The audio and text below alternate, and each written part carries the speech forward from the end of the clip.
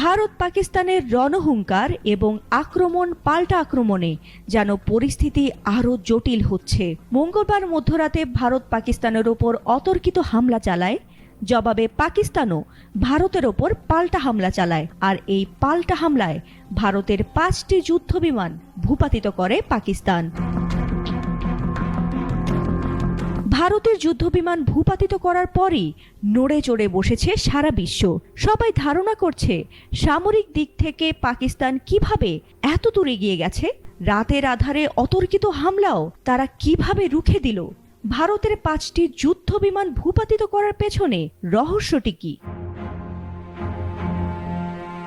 পাকিস্তান ভারতের যে 5টি যুদ্ধবিমান ধ্বংস করে দিয়েছে তার মধ্যে 3টি ছিল অত্যাধুনিক রাফায়েল জেট। আর এ হামলায় পাকিস্তান যে পাল্টা সামরিক প্রতিক্রিয়া জানিয়েছে তাতে চীনের তৈরি J-10C যুদ্ধবিমান গুরুত্বপূর্ণ ভূমিকা পালন করেছে বলে দেশটির সামরিক সূত্র দাবি করেছে। বিশ্লেষকরা বলছেন, এই ঘটনায় প্রমাণ মিলেছে পাকিস্তানের বিমান বাহিনী এখন চীনের উন্নত প্রযুক্তির J-10C জেট ব্যবহার করে, যা ভারতের রাফায়েলের মতো 4.5 জেনারেশন যুদ্ধবিমানও মোকাবিলায় সক্ষম।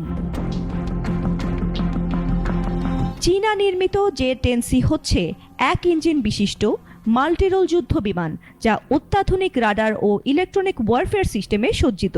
এটি নজরদারি আকাশ থেকে আকাশে ও আকাশ থেকে স্থল হামলার ক্ষমতা রাখে। বিশ্লেষকরা এটিকে ভারত চীন সামরিক প্রযুক্তির প্রতিদ্বন্দ্বিতার প্রকাশ হিসেবেও দেখছেন। কেউ কেউ বলছেন রাফায়েল বনাম J-10C লড়াই ছিল চীনা ও পশ্চিমা প্রযুক্তির বাস্তব পরীক্ষার মঞ্চ। একজন মার্কিন সামরিক বিশ্লেষক জানিয়েছেন, যদি রাফায়েল সত্যিই ধ্বংস হয়ে থাকে তবে এটি শুধু ভারতেরই নয়, বরং পশ্চিমা প্রযুক্তির জন্য এক চরম ধাক্কা।